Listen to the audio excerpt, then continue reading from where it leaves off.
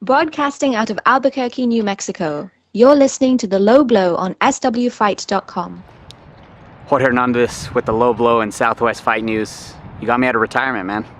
Pretty big fight that you have with Nick Urso. Jordan Espinosa joining us here. How's it going, man? Doing good. It's my day off. Yeah, day off, rainy day, man. Yep. That rainbow looks sick, though. Check it out. That is pretty cool. Yeah. So on your off day, obviously here for an interview for a big fight that you have on Dana White's Tuesday night. Fight night, I mean, longest name in the world, right? Dana White's Tuesday Night Contender Series. There you go. Against Nick Urso, a guy that you actually fought, early last year. What are some of the emotions going like to this camp compared to the last one? No, I was super happy. My manager, Will Hammond, called me. He was like, "I got good news. You're fighting for Dana White's Contender Series." And I was like, "Oh, sweet. Who's the opponent?" And then I got even more excited when I found out it was Nick. So I think Mick Maynard kind of knew.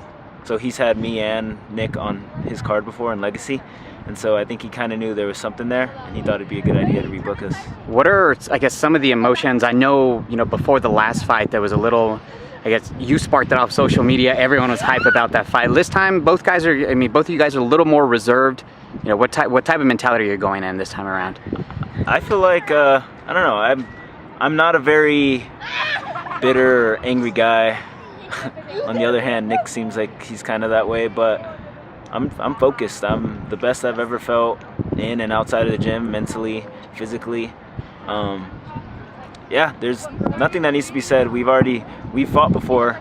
I watched our recent promo. He said that Jordan brought out or gave it his best his last fight and it wasn't good enough, which makes me happy because I feel like that was possibly the worst I possibly could have done, and I still had chances to finish the fight. So I'm feeling really confident going into this fight.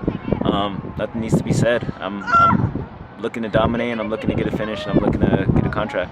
Now, this might be a weird question. Usually a journalist would answer a question like this, but who needs this fight more? To get into the UFC? Yeah. Definitely me. His record's a little bit better than mine. He's 10-3, I'm 10-5. Even though I think I still have fought the tougher guys. I definitely need this more.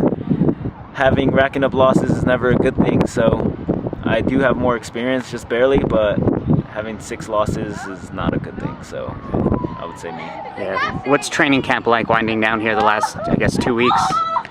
Well, I've known about this fight for 11 weeks now. I know you guys just found out probably a week ago or so, but it's going really good, really good. I was constantly in the gym before I even found out about the fight because I was hoping to get a fight in June. I got offered a fight against Johnny Bedford on the Legacy card, and I was thinking about taking that fight, and then that same day I was gonna take it. They called me about this fight, so I was already in shape well before that, well before this fight, and training camp is going smooth. I've never felt better in the gym. All I got to do is go out there and perform. Now, your trainers, obviously, you train at Latrell Yee MMA. Who else will be joining you that night? And, of course, will both of them be joining you there? So both of them will be there. My buddy Kevin Kroom, teammate of mine, but he's been back in Missouri. He's also going to be there. I'm going to have some family there and then some close friends. But in my corner will be Coach Ray, Coach Latrell, and Kevin. What's different about this training camp as far as the actual training? I see you've done, a little more strength and conditioning with Athlete Ready. So was that something that you did before the last fight? And if so, what type of, strength and conditioning were you doing before then? So this is actually the first time I've ever had structured strength and conditioning. Yeah. And a big part of that and a big part of why I'm feeling a lot better is because of that. I've never been this good into shape so far out before a fight. I started with Athlete Ready back in December, and I think I've only taken a month off in the past 9 months. So before I had some strength and conditioning, but it was kind of just get really tired and kind of kill yourself and you'll be in really good shape. Yeah. Whereas this time it's a lot more structured, 3 times a week. I'm getting professional massages and recovery, so it's good stuff. Obviously, becoming a veteran here, is this obviously by far the biggest fight of your career? Oh, easily. It's the biggest fight, the most I'm getting paid, the biggest platform, and the biggest opportunity, just because it's not only is it an opportunity to get back what I feel was probably one of my worst performances as a mixed martial artists, but it's also an opportunity to show everyone. There'll probably be hundreds of thousands of people watching, and an opportunity to obviously get a contract into the MMA's biggest promotion. Yeah, and let's talk about that first fight. Obviously, there was like kind of a mini documentary that Hester Lynn and her husband put together. That they were here then. Obviously, you saw where the fight was stopped. Obviously, the doctors came to check on you because of what they deemed an illegal blow. How was that, like, I guess, mentally to come back from something like that? It was shitty.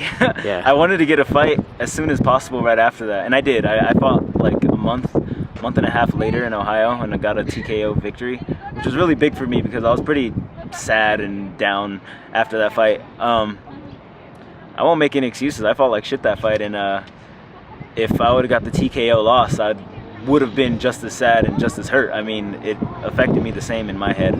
I'm glad we get to do it again. I'm happy. I feel like he should be happy. He seems always like he's all pissed off. But like, if I was in his shoes and I was like, oh shit, I get the chance to fight a guy that I was beating up, and for more money and in front of Dana, like, to me, there's nothing better. So. And on the opposite side of that, you also obviously were in the same cage as him. How much of an advantage or disadvantage is that you guys have seen each other in essentially what was deemed a no contest now for a fight that carries a lot of weight? No, I think it's great. Luckily, I feel like, I could be wrong, but I feel like I've seen enough of him and felt enough of him to feel like I know he can't surprise me with anything. Based on what he said, thinking that was my best performance, I mean, I feel like I have so much more to show than what I showed in that fight. So I think he's gonna be in there with a completely different Jordan Espinosa, but and I'm gonna be in there with the same Nick Urso. So he's had 3 fights since our fight. I've had 4. To me, he's turned into a wrestler scared to strike.